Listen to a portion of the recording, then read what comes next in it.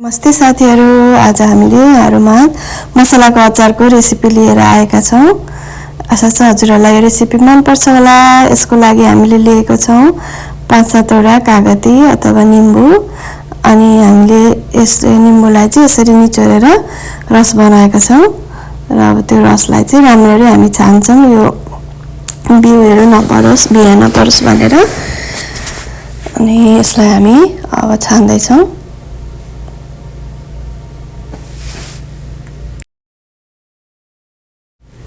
अब चाहिँ हाम्रो निम्बु अथवा कागती मिसाएर लिएका छौं हामीले चाहिँ, त्यसको जुस तयार भयो। हाम्रो 300 ml जति जुस तयार भएको छ। त्यसपछि हामीले लिएको छौं जिम्मु अनि हामीले लिएको छौं 3/4 सानो चम्चा यो हिङ अनि 3/4 सानो चम्चा लिएको छौं हामीले टिमुर र त्यसपछि हामीले लिएका छौं 1 ठुलो चम्चा यो मेथी, त्यसपछि 2 ठुलो चम्चा लिएका छौं जीरा, हामीले लिएका छौं 1.5 ठुलो चम्चा यो सौफ, त्यसैगरी 2 ठुलो चम्चा लिएका छौं हामीले तोरी अनि हामीले आधा चम्चा लिएका छौं यो ज्वानो, त्यसपछि हामीले 2 चम्चा र आधी लिएका छौं यो धनियाको दाना। अब हामी यो सबै यो मसलाहरुलाई चाहिँ सुक्खा भुट्छौं यसरी। अब पहिला चाहिँ हामी यो धनियालाई भुट्दै छौं। हेर्नुस् त यसरी सुनौलो खैरो रङको हुँदैसम्म भुट्छौं। त्यसपछि पालो अब जीराको राम्रोसँग भुट्नु होला। यो सबै मरमसलाहरु राम्ररी भुटिनु पर्छ। जीरा पनि भुटिसकेको छ, हेर्नुस् त यसको रङ परिवर्तन भइसकेको छ।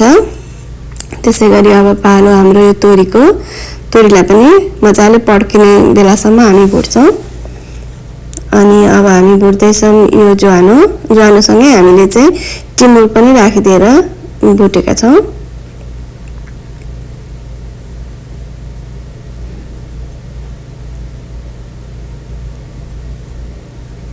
ज्वानोको पनि रङ परिवर्तन हुन थालिसकेको छ। यो पनि अब तयार भइसकेको छ, हेर्नुस्। अब त्यसपछि पालो हाम्रो सौफलाई पनि हामी राम्रोसँग भुट्छौं। हजुरहरूले यहाँ चाहिँ त्यो कलौंजी अथवा कालो जीरा पनि थप्न सक्नुहुन्छ। हामीले चाहिँ आज राखेका छैनौं। अब हाम्रो पालो यो मेथीको, अब मेथी भुट्दै छौं। यसको रङ परिवर्तन हुन्जेलसम्म हामी भुट्छौं। मेथी पनि अब भुटिसकेको छ, दाना पड्किन थालिसकेको छ र सबै मरमसलाहरुलाई एउटै कचौरामा हामी यसरी राखेर राम्रोसँग यसलाई मिक्स गर्छौं। त्यसपछि यसलाई चिसो सेलाउन्जेलसम्म चाहिँ छोड्दिन्छौं।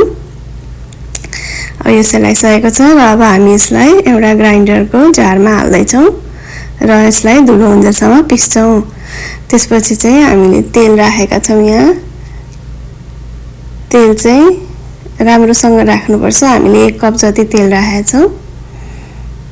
त्यसपछि हामी यसमा यो हिङ पुराइदिन्छौं र त्यसपछि कागतीको रस राख्दै छौं।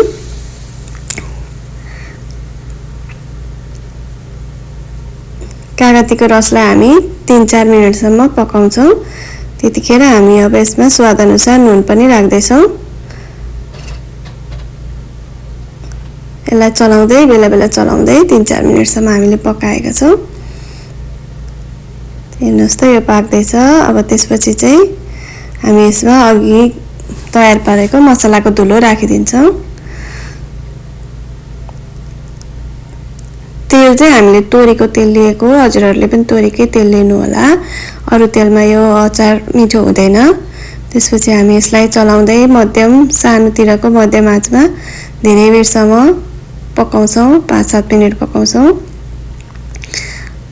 अब चाहिँ हामी यसमा राख्दै छौं धुलो खोर्सानी। धुलो खोर्सानी चाहिँ आफूलाई पिरो कति खाने हो त्यसै अनुसार राख्नु होला। हामीले चाहिँ सारै धेरै राखेका छैनौं। हजुरहरूले खोर्सानीको मात्रा बढाउन सक्नुहुन्छ। त्यसपछि हामीले 1 चम्चा बेसार राखिदिएको छौं, सानो चम्चाको 1 चम्चा जति बेसार र त्यसपछि हामीले अब जिम्मु पनि राखेर यसलाई राम्रोसँग चलाउँदै छौं। यतिखेर चाहिँ आँच हामीले सानोतिर राखेका छौं। आगोलाई चाहिँ सानोमा राखेर सानो आँचमा पकाउँदै छौं र अब यसलाई 4-5 मिनेट पकाइसकेपछि यसले रङ परिवर्तन गरेर यो तयार हुन्छ। हेर्नुस् त तेल पनि माथि तैरिन थालिसकेको छ। यो हाम्रो लगभग अब तयार भइसकेको छ। यसलाई चाहिँ एयर टाइट सिसाको भाँडामा राखेर चाहिँ धेरै वर्षसम्म खान सकिन्छ। यो हाम्रो तयार भइसकेको छ। सिसाको भाँडामा राखेर हजुरहरू पनि बनाएर खानु होला।